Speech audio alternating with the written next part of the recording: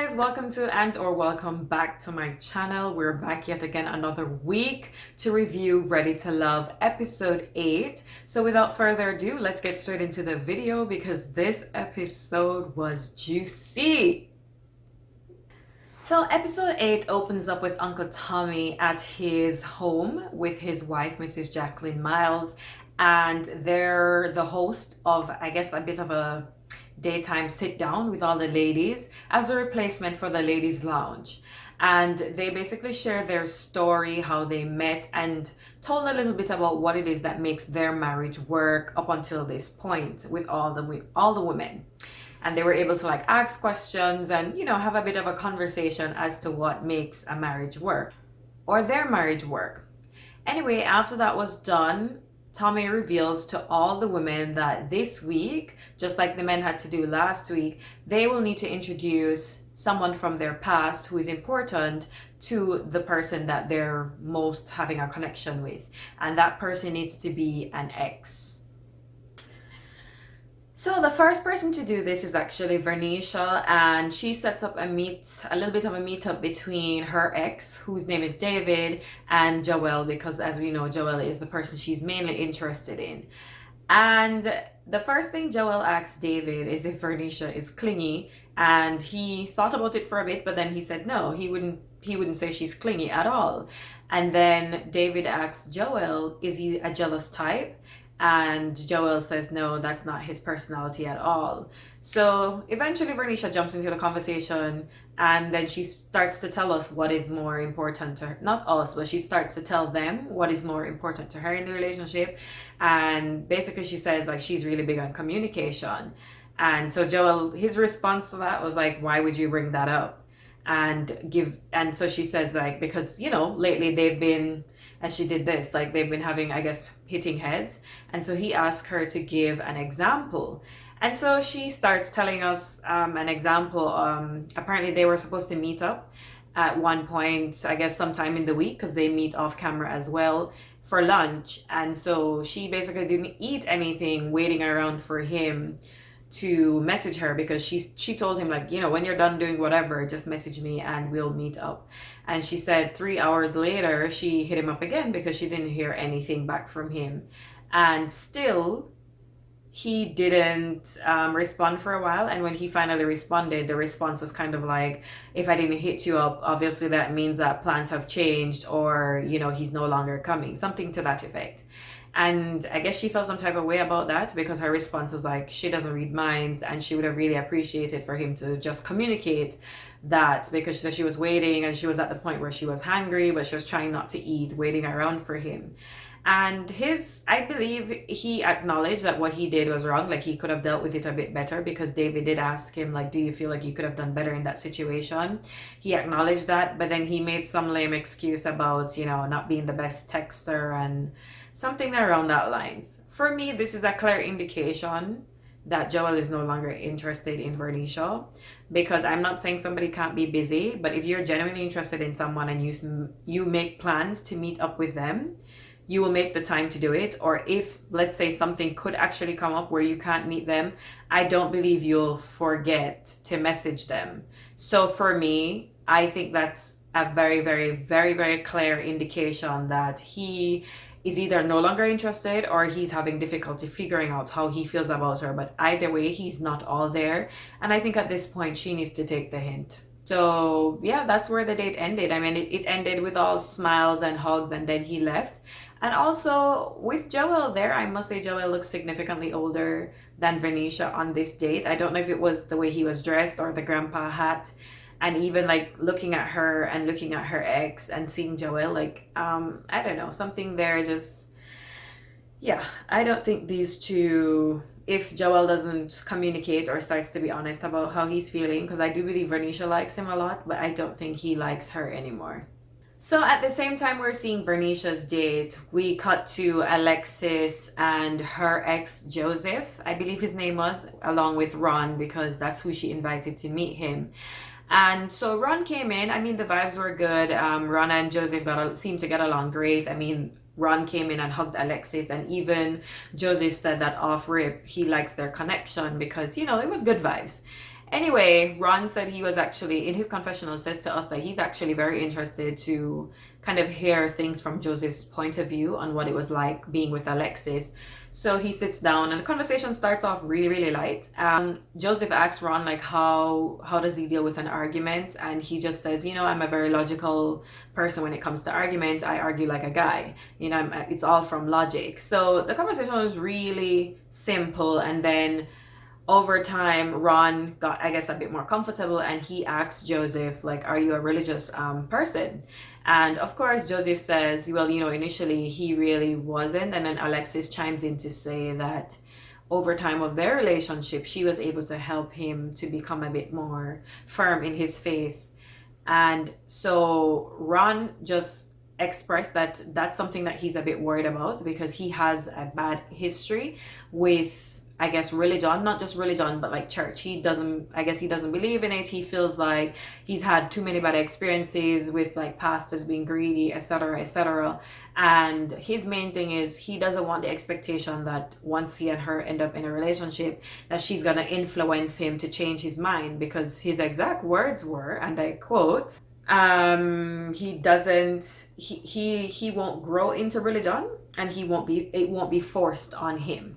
So I think he's made it very clear from the jump that that's not something that he's interested in. He doesn't have a problem if his partner wants to be religious, but he made a statement too that if something is wrong, he's not going to sit around and pray about it. So if she wants to pray, that's fine, but he's going to go out there and try to rectify the situation or find a solution to the situation. So I think it's being made very, very clear here that Ron is just not religious, nor does he ever intend to be super religious. So that's something that Alexis really needs to take into account, because it seems like that's such a big thing for her. And they need to, so even Joseph at the end says like, you guys have a good vibe, but that's something that you all definitely need to talk about and figure out, because obviously that's going to be a big issue if someone in a relationship is super religious and then the other person doesn't care for it at all. So after having two such heavy dates, Vernisha decides to invite some of the ladies, and by some, really, I think everybody was there except Amber, to her friend's nail bar for just like a ladies pampering session, just to talk amongst themselves. And upon entering, basically they had to describe their person, and then there was like a mixologist there, and she would make a drink that matches the description of the guy that you give.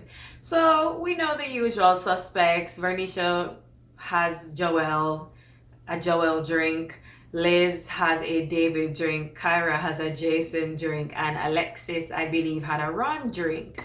So everybody grabs their drinks, they go sit down, and they start talking, and the ladies point out that no one had an AJ drink. And Kyra just said that, yeah, even though she didn't get an AJ drink, she's still not ready to let AJ go, because she still feels that there's a strong connection there. And I don't think she's the only one. I think Alexis also mentioned that she still has a liking towards AJ. It's just that she's always been very scared that that type of person would, I guess, break her heart. Something along those lines. Anyway, while they're talking and having a good laugh about that, Liz says, you know what? Mind you, she still has her David drink. It wasn't even finished. Liz says, you know what? I think I'm going to have a taste of Jason, because the kiss the other day was not enough. I mean, Kyra was just looking at her like, oh, okay, because I guess they both know that they have common interest, whereas the guys, as it relates to the guys. And so then Kyra says she thinks she's gonna have a sip of David. Honestly, at this point, it seems like a lot of people are just being petty. I think Liz genuinely does like Jason, but I don't think Kyra has any interest in David whatsoever. I think she's just doing what David did last week by taking a David drink just because Liz wanted a Jason drink. Honestly, what a mess, guys. Just what a mess. And that was the end of the ladies chill session that we saw. I guess they stayed, but that's the end of it. And then we cut to the next date. So this next date is actually Liz, which we know she invites David. There's no surprise there, but her ex Clarence actually comes to the date. And right away, she tells us, the audience, that Clarence is a no-nonsense person. They dated a while back, but then they decided to stay friends. But she sees him as her brother. So she knows he will be honest about David and whatever the situation is.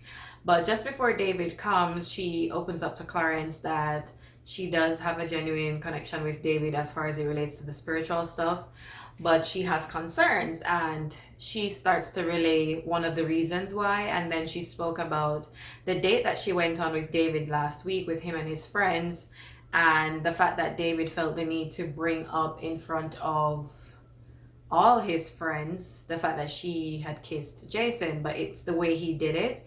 She said he asked her, like, what else is she gonna be doing today? Today being the day that they had that date with his friends. And she said she was honest and let him know that she also met up with Jason and his friends.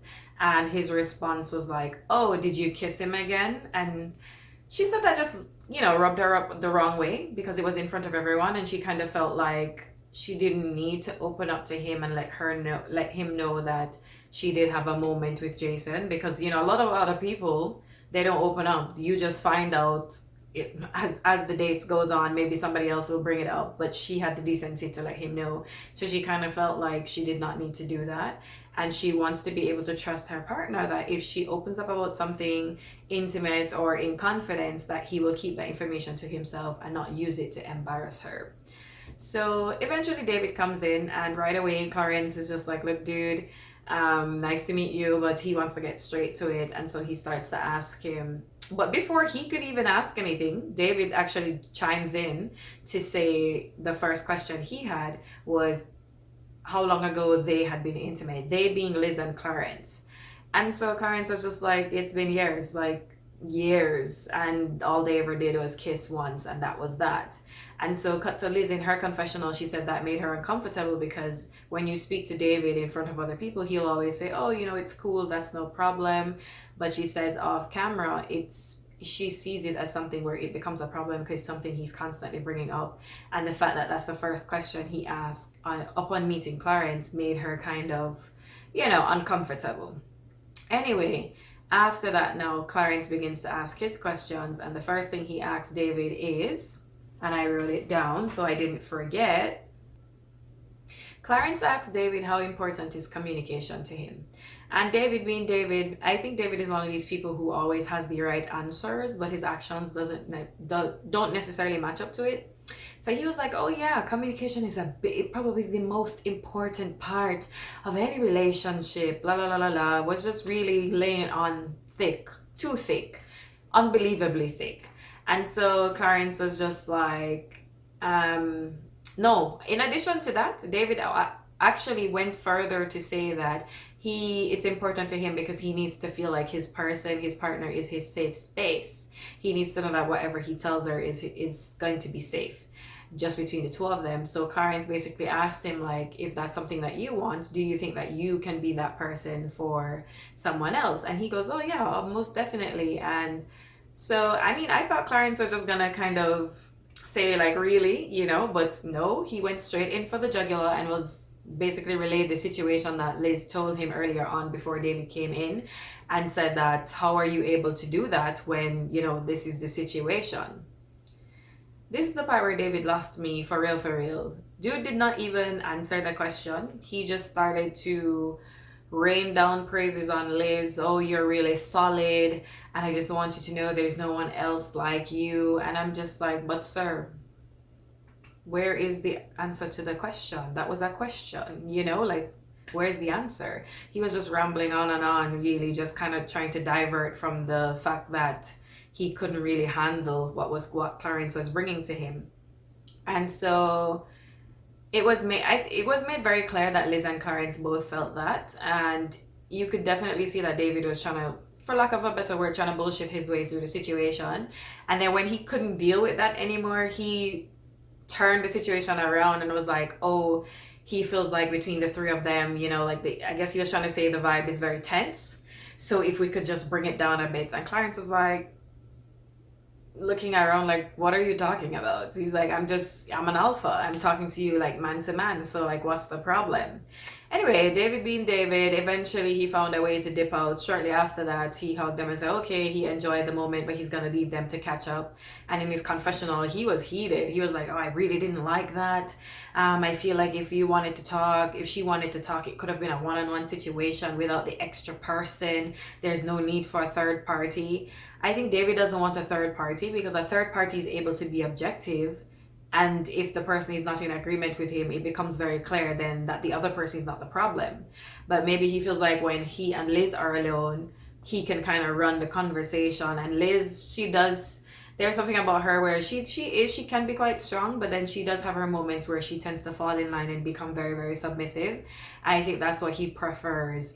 And David is all types of the red flags. They're just like over here, over here. I don't know like what Liz is waiting on, but something isn't right with David. Something is just not right. So that was not the only date that brought out a few revelations, because next up we have Kyra and Jason, no surprise there, and then Kyra's ex Timothy, but he wasn't there in person, he was on a screen, and this was at Kyra's house. So right away the conversation starts off. I mean, Jason comes in, he sits down, they introduce themselves, yada yada yada. Jay and Timothy is just like, nice to meet you, and then he starts at the questions like, how long have you been single? Are you looking for a relationship, like a long-term relationship, a wife or whatever? Jason answers to say that yeah, he's definitely looking for something serious, he's looking for a wife. And then the conversation turns around where Jason is asking the questions now, and one of the first questions he asked was, how does Kyra deal with problems? And I mean, I don't know if I would have brought Timothy as my ex, because Timothy had no like chaser. Dude just threw her out there. He was just like, she don't let things go. Like, I was just like, my God. Like, and I mean, she's sitting there looking so uncomfortable, but yeah, he was just like, she don't let nothing go. So Jason was just like, in his confessional, like, okay, so she has an issue opening up and communicating how she's feeling, but rather bottles it up and doesn't let anything go. And then his next question was, how is she with like financial things? And again, Timothy was just kind of like, he made this funny face. Like, he basically said, nah, bro, she ain't the one for the budgeting. You're gonna have to help her with the budgeting. So Jason was just kind of like, wait a minute. In his confessional, he's like, he's getting the vibe that Kyra might be one of these people who will splurge on a vacation. Meanwhile, she can't pay her bills at home. I mean, I wasn't getting the sense that it's that necessarily extreme. But Timothy definitely basically said, yeah, she doesn't do well with spending her money wisely. And she all but admitted it, because in her confessional, she was like, yeah, it's one of my things that I'm still working on, where I have a bit of an issue managing money. And I was just like, wow, it seems like Kyra is packaged very well physically, but there might be a few more things to uncover. I don't think it's anything to get all worked up about. These are things that can be resolved in conversation and kind of seeing where each other's point of views are on the issues. But of course, Jason being Jason, who I think is a nice person, but he's quite fickle. And I think also with last week and all the men choosing Kyra, he's also, feeling some type of way about that as well. So at the end of that, he was just like, oh, he has some things to think about and he's not so sure anymore. The usual backsliding that men do. So yeah, that was the end of that day, but there's a lot that they need to sit down and talk about so that they can kind of get on the same page, because these are important things people need to know if they're going to be in a relationship together.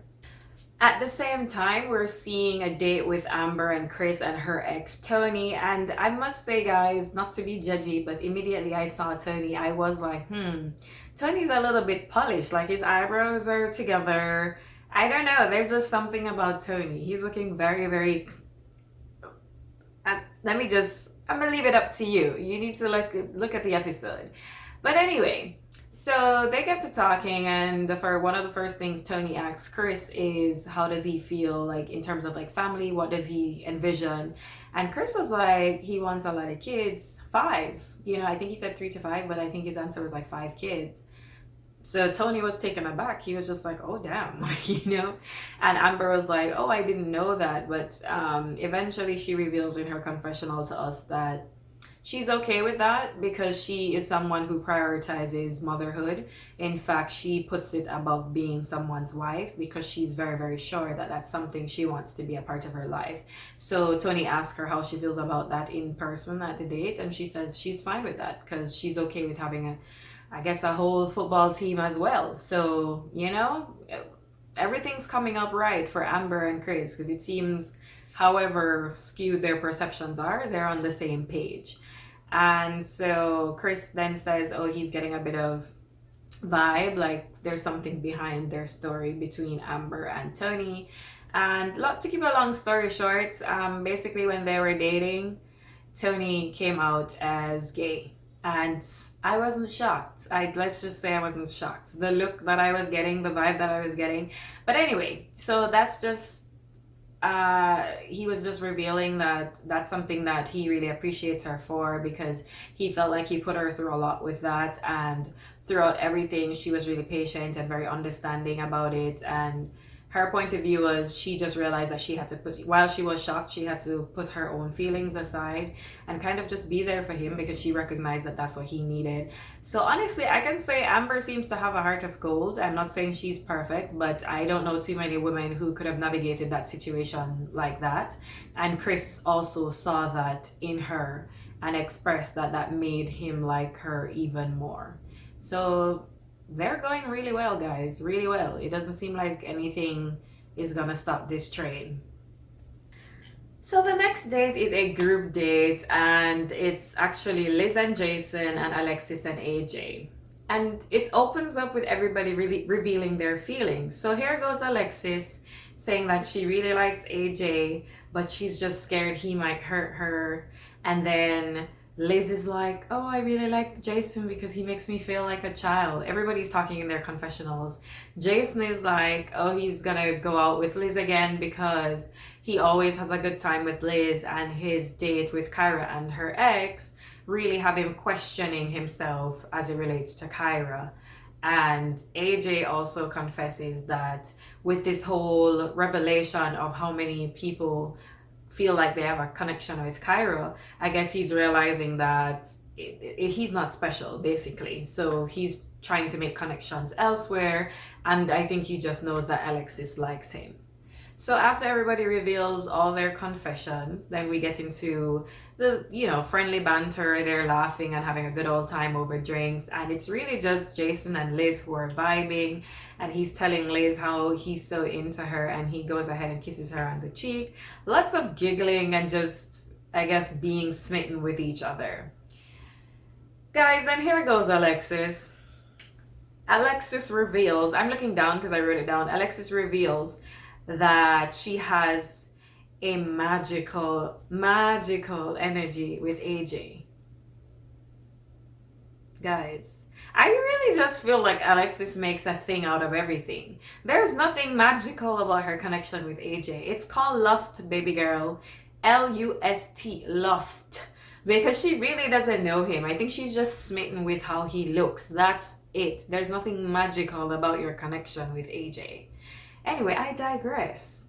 So after she goes on about that, she then says she knew immediately she could fall in love with someone like AJ because she really only chose Ron because Ron chose her, and she refuses to be anyone's number two. So basically, Ron made me his number one, so I made him my number one. But you're really my number one, but you made somebody else your number one, so I chose Ron. How childish is that? You know what I mean? But anyway, she goes off on a rant about it and about how he needs to choose, because if he's really interested, he needs to let her know that she is his number one. And AJ was just like, you know what, can I shut you up for a minute real quick? And then he kisses her. Let me tell you something. AJ doesn't like Alexis. Not even a little bit. I'm sorry. Not even a little bit. Because I think he knows exactly what he's doing. He's aware that he is not necessarily Kyra's first pick. And so he's just securing himself a position with someone who he knows will fawn over him. Because from day one, Alexis has been feeling AJ. And from day one, he has been like curving her because he felt like she was just a bit too much. Now all of a sudden, he kissed her, and this, this little speech about how he's gonna prove with his actions and she just needs to be there in the now with him. Sir, sit down. Goodbye. I don't know how at her age she is gobbling up all of this, because it's just rubbish. Rubbish. He's just securing his position to stay there a little bit longer. So we're back to the Miles home with Uncle Tommy and Mrs. Jacqueline Miles, and all the ladies come over to have dinner with them and let them know how the week of dating went. So we start off with Vernisha, who talks about her date with, Joel and her ex David, and how they were able to get some things out there. So she feels like he has a bit more clarity on where she stands, and he has a bit more clarity on where, the type of person that she is. So she feels like the date helped. After her, we have Alexis, who reveals that she did find out a lot of things on her date. And of course, she spoke about the main thing being, the religious discrepancy between her and Ron, and whether or not she believes that she's going to be able to go forward. So she has some thinking to do. So the date did help, but not necessarily in a positive way. And then Liz spoke about her date with David and Clarence, or meetup. It sounds weird to say date since it's 3 of them. And the fact that, he helped her to see things a bit more clearly, and just speaking from the standpoint of some of the things I guess she's starting to see about David. And she also says she does regret telling him that he has her heart.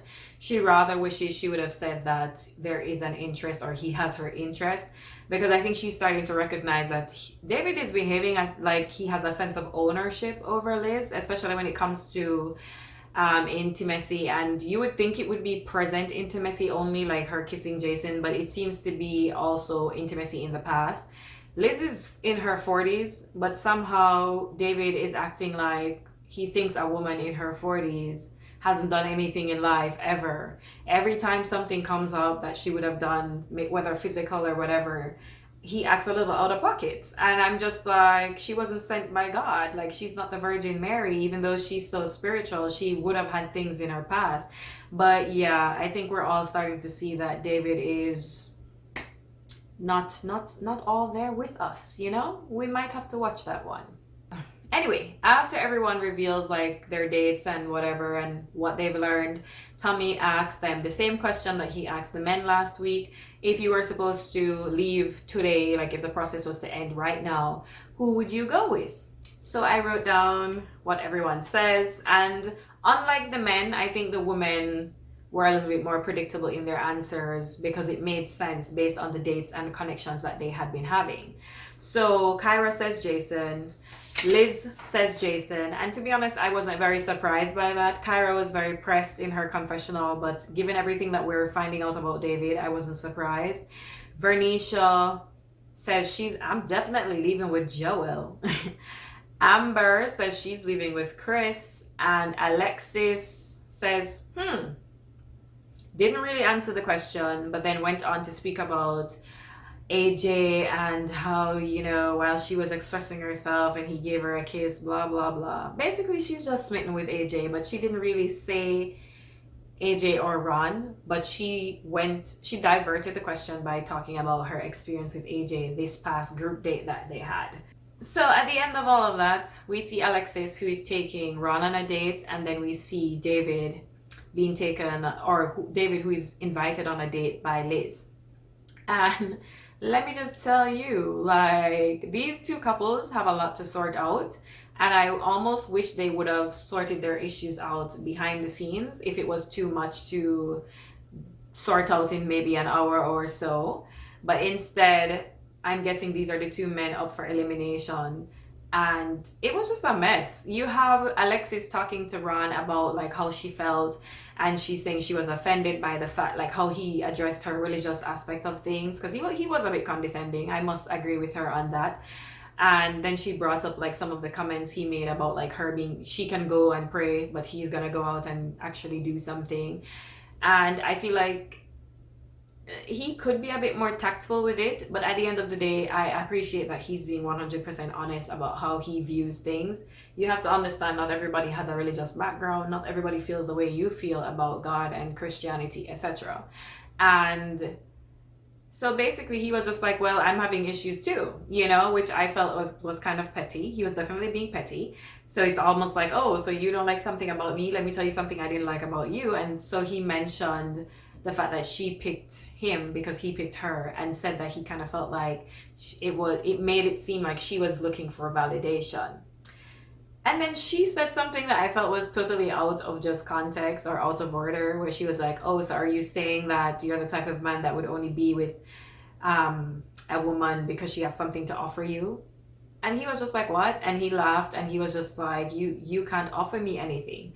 That statement did come across stank, I must say, but I was also with him in terms of, what are you talking about? What do you have to offer me? Because she tried to do a switcheroo.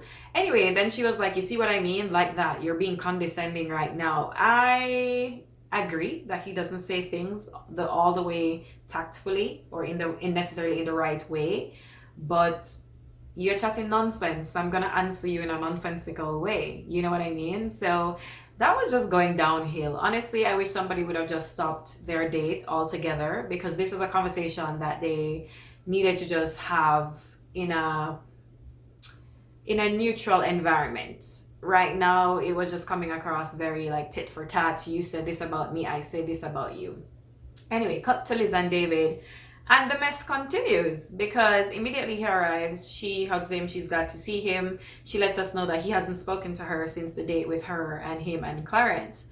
And in pure David fashion, I think he was just trying to punish her. But anyway, as soon as she starts off by like, oh, so the ladies and I met up and we met with Tommy. And she couldn't even get a word out. He was like, you know what, I want to lead. So she was like, no, just let me say what I need to say, because you know how it usually goes. You meet with Tommy, and then if you meet up with somebody, it means they're in the bottom. So you need to let them know if you're eliminated or not. And she couldn't even speak. Dude, he got up, and that's why I felt like he became so overbearing, because he got up from the seat, towering over her like, let me speak, let me lead. And so she was just like, first she was using this little baby voice, like, listen, when he got up like that, she got up and her voice got deep. She was like, no, David, I need to talk, let me talk. I was like, oh snap, Liz is mad. So they went on like that, back and forth, and I was like, this is getting ridiculous, because they're both shouting over each other, like, let me talk, no, let me talk. And then she was like, I know you're a gentleman, so do the gentleman thing and let me talk. Anyway, guys, next thing we see, to be continued on the screen. And thank God, because I don't think I could have taken it. I was just like, this is ridiculous. Both of you need to shut up and sit down, because they're not getting anywhere, So that was the end of the episode. So what can we expect next week?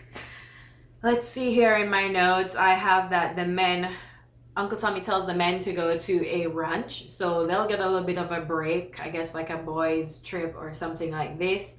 And then we see Vernisha actually finds out that Joel said the week prior that he would have left with Kyra, and she is not pleased.